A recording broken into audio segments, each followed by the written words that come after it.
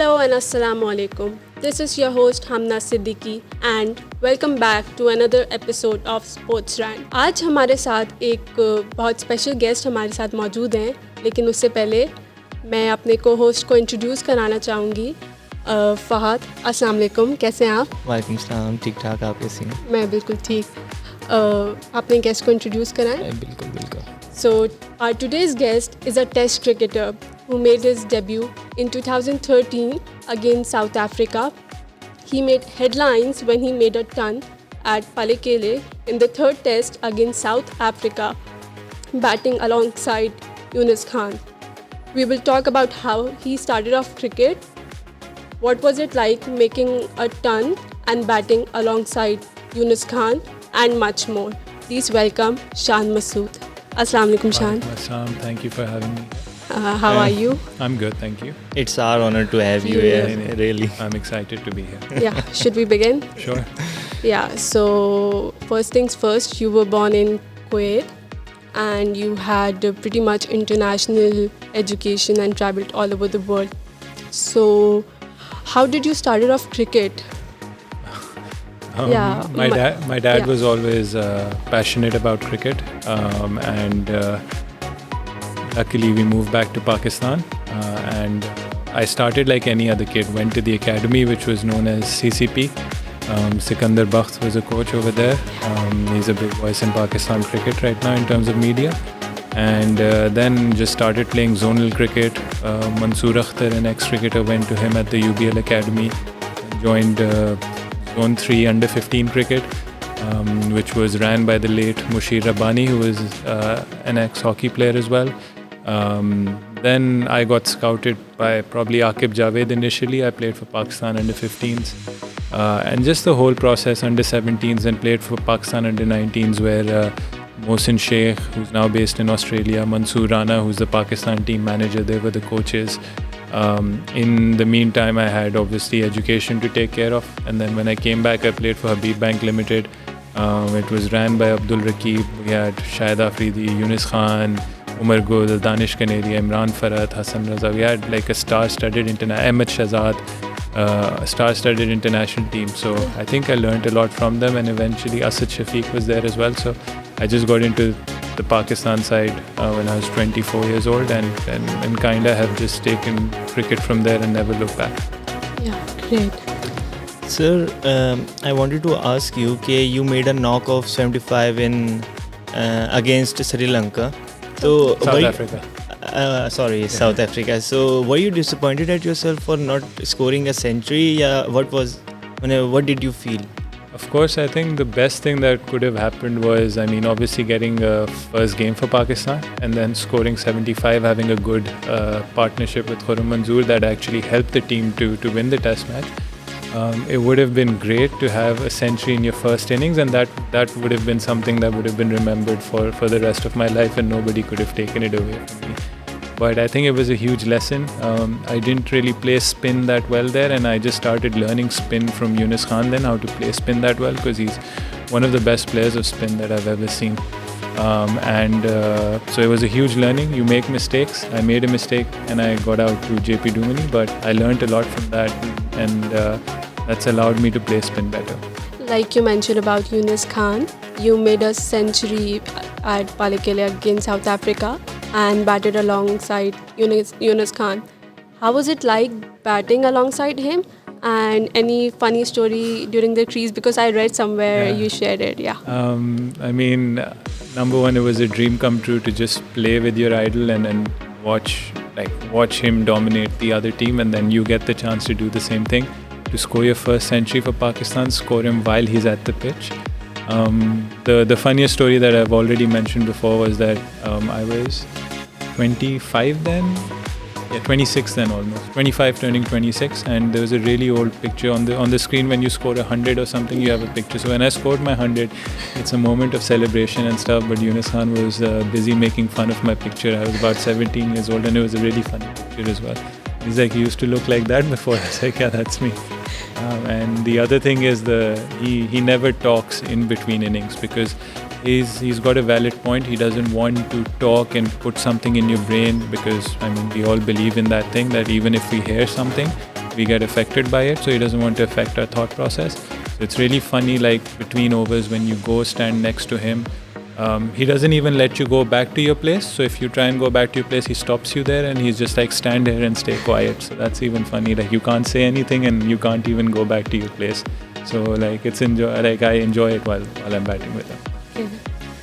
Shan, why did you choose the specialist position of opener in cricket? Because like any other kid, you want to bat first. Oh. And then when you take up cricket, it depends on your character as well. Obviously, you like batting first, and then secondly, when you get into high-level cricket and play all three formats, it's easier opening the innings in white ball format. But obviously, you have to sacrifice it by being an opener in Test cricket, and then give yourself the opportunity, or let others give you that opportunity of batting top of the order in white ball cricket by opening in Test match cricket. So it's a tough gig. I think it's the toughest job, opening in Test cricket.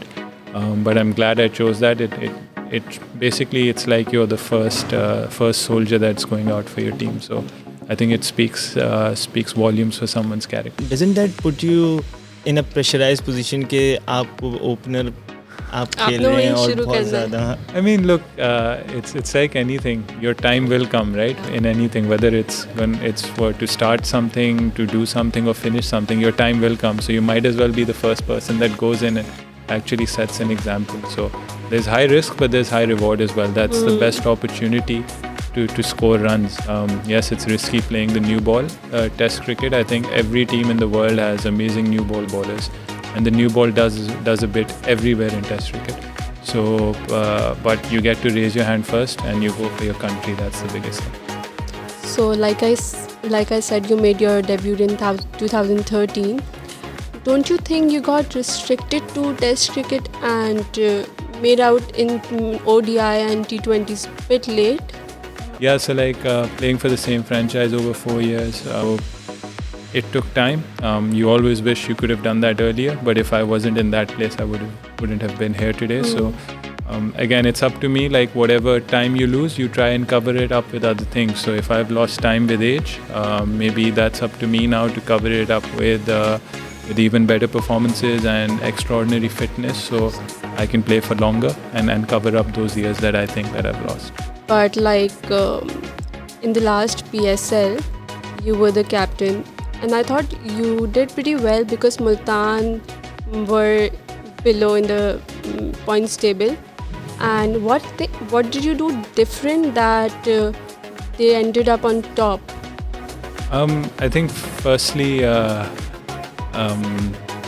best thing that happened was that we had a very good sort of core of players. We were very close as a unit and we knew our limitations. People had questioned our side's age. Average age was, even I was the captain, people thought I was young, but I was 30 then, I'm 31 now. And we had players in their 40s.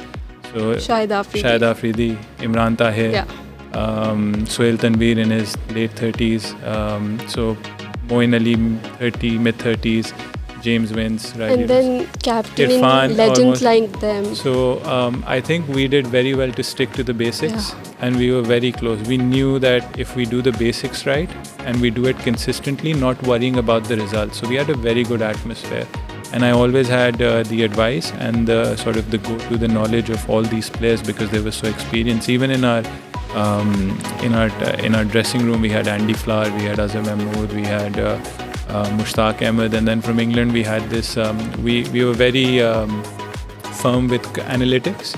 So we had people from this company called CricViz. They provided us with a lot of information. There was a lot of data on ourselves and other teams. So we planned accordingly to our strengths and other teams' weaknesses. And I think consistency showed because we took it one game at a time and just doing the basics right every game. Shan, you have scored 4 tons, and which one is your favorite? Favorite one is England. The situation, the story behind it.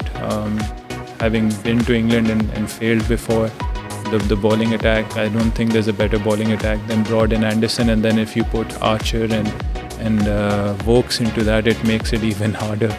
So the story that going back after 4 years playing that first innings.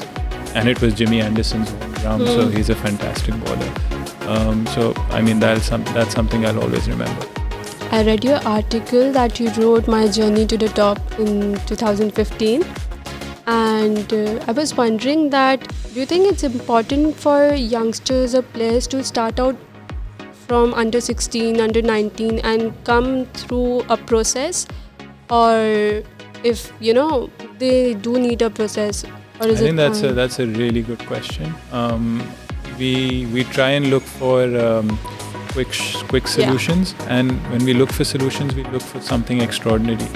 I don't think extraordinary is built over a day. It takes a lot of time, a lot of failures, and the people that are successful, it's a two-way street. So they're given the chance to fail, and they're given a chance to learn from those failures, and they're the ones that are wanting to learn from those failures, and they pick themselves up. So just getting someone in without anything behind them, that's going to be hard for them. It's almost going to be impossible for them. And if you look at world cricket, it's never happened for anyone like that. Just not just cricket, just life in general.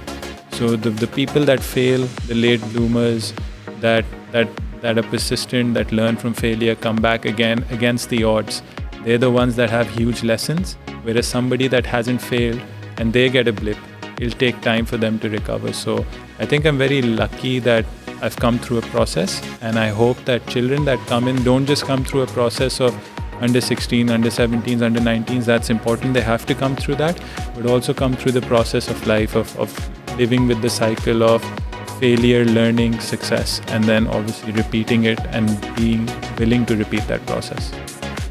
Yeah. So,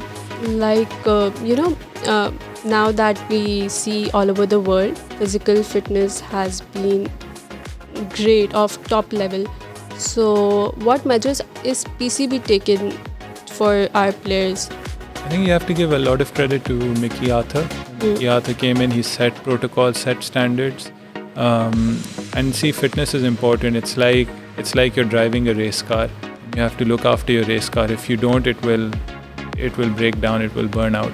It starts with lifestyle. So it's not just cricket. You look at any athlete in the world, it's how they sleep, how much they sleep. Sleep is very important. Even what time they sleep and what time they wake up, because different cycles have different benefits and different sort of disadvantages if you don't wake up in that particular time or don't sleep at that time. What you eat, what you do in terms of physical activity, so your trainings, your gyms, your cardiovascular things, whether you go out in nature, whether you walk, whether you meditate, and then obviously your skills as well. So it's become a whole lifestyle, and if you can't live a lifestyle, you'll struggle eventually. There's only a place that talent can take you, and fitness involves that lifestyle. So over the years, ever since Mickey was here and now that Mickey's left, this new management came in. Now we've started to get GPS on players, manage their workloads, see their activity. So whatever players do, they get recorded and get sent straight over to HQ of people looking after fitness and health. We have regular blood testing, regular cardio testing done on like a quarterly basis. Players travel with physios, we travel with therapists.